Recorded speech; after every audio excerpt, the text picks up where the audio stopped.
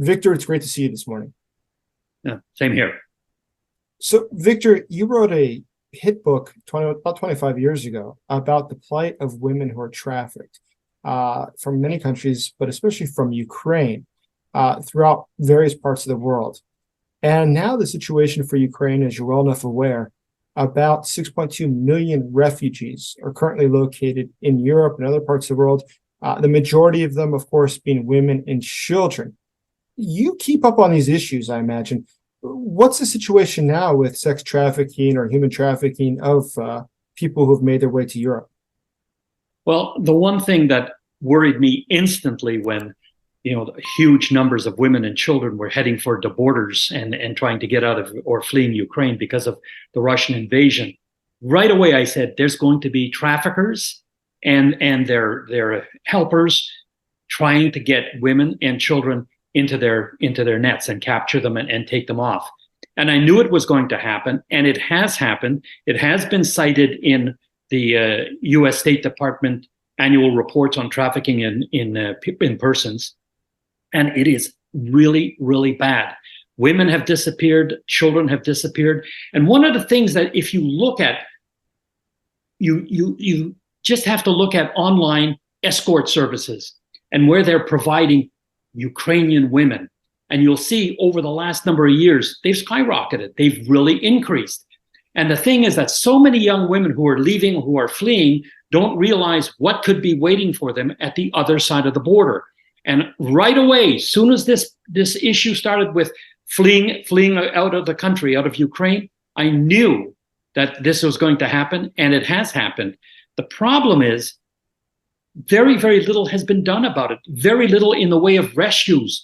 Very little on the part of the Ukrainian government. And I know the Ukrainian government's hands are filled with fighting the war inside Ukraine, but outside Ukraine, nobody's fighting the war for saving these women and saving these children from being trafficked into the prostitution trade, from being trafficked into pornography, all these kinds of things that are horrific to these young women and to these children who thought, wow, we're going to go for safety, and instead they end up in a nightmare.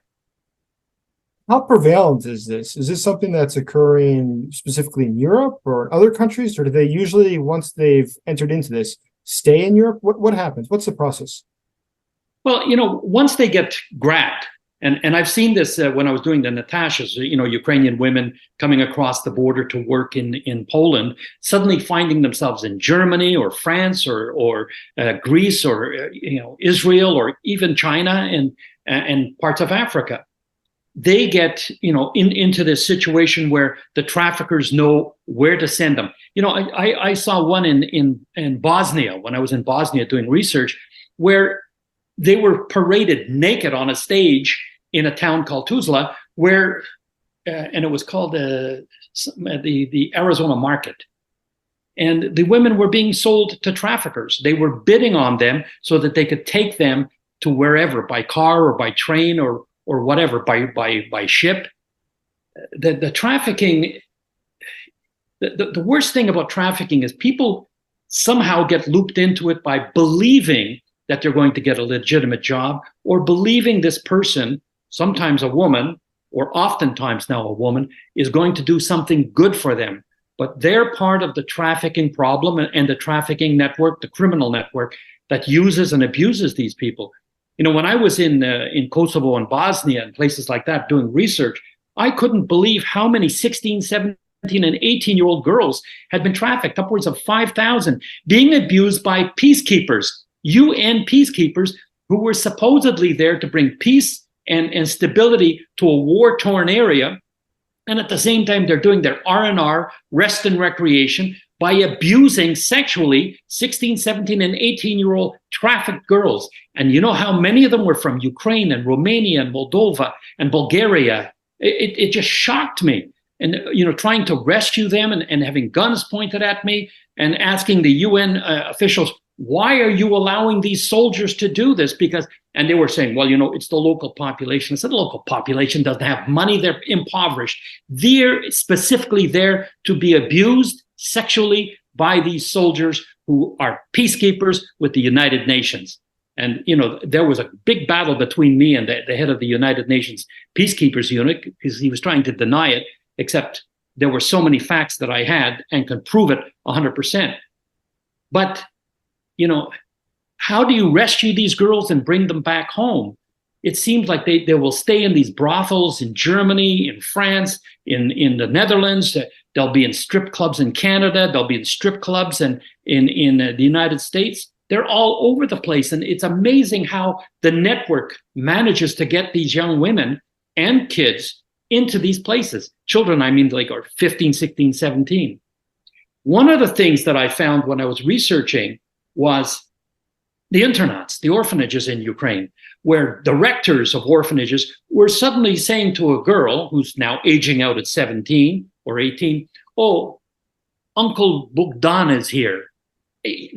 He's never been the Uncle Bogdan ever in her life in the internat, but he suddenly appears, and then the girl disappears. She went into an institution. You exist in an institution, then you disappear. And the one thing that worries me now is these Russian forces stealing children from the orphanages, kidnapping them, bringing them into Russia. And my concern is, what's happening to the teenage girls? I could tell you what's happening to the teenage girls. They're going to be trafficked because nobody really wants them except for making money on their backs. And that is a scary venture. How do you rescue these teenage girls? And that's what makes me even boil more, because nobody is actually saying anything or doing anything about it. I often wonder, where the hell is the UN? The UN could be going in there and saying, "Hey, you got to stop this and give us those children back." But no, they say, "Oh, this is happening. Oh, isn't that terrible?" For me, every time I've dealt with the UN, I always leave with this. UN stands for unable. They're unable to do anything about any human rights crisis anywhere in the world. And particularly now, when you have orphanages being raided by Russian bastards, and the girls being taken away, and the boys being taken away probably for slavery on farms or whatever. Because, look, they're not doing anything humanitarian or good or whatever these liars in Moscow are saying. They have over 1 million children in internats or orphanages throughout Russia, and they don't want those kids. Why would they want Ukrainian kids? You have to ask yourself, why are they stealing, kidnapping Ukrainian children? And in particular, when you have teenage girls, 11, 12, 13, 14, 15, 16, 17, I know what's going to happen to a lot of them, and it's frightening. It'll be internal trafficking throughout Russia and external wherever they send them around the world to be abused sexually. And what is the life once a woman is trafficked into this and she ends up in, for instance, in your book, you discuss the Balkans at length. What is their day-to-day life like once they've been shipped there to work? Well, they're told, you owe us 20,000 euros, 10,000 euros for your freedom. So you have to work it off. And they may be able to make 250 to 500 euros a day, servicing 5, 10, 15, 20 men a day, not being able to refuse anyone, being raped or physically beaten if they refuse. The horrific stories I've heard from young women who've been rescued, both in Italy and in Bosnia and Kosovo and whatever, in Israel, in France, in Spain, are chilling to the bone. Look, they can't run away. But, the authorities know where these places are. I mean, holy moly, when it was the UN peacekeepers, they all knew that every single brothel was beside a UN peacekeeping encampment. Didn't matter if it was France or Germany or England or Canada or the United States or Russia or whatever. They were there, and they were there specifically for the entertainment of the soldiers. And the soldiers were paying whatever they did, 50 euros or whatever per girl, whenever they wanted. And it was disgusting to go into these bars where these men were just thinking that these girls, actually, these teenagers, would give a damn about them. And you'd see the fear in the girl's face.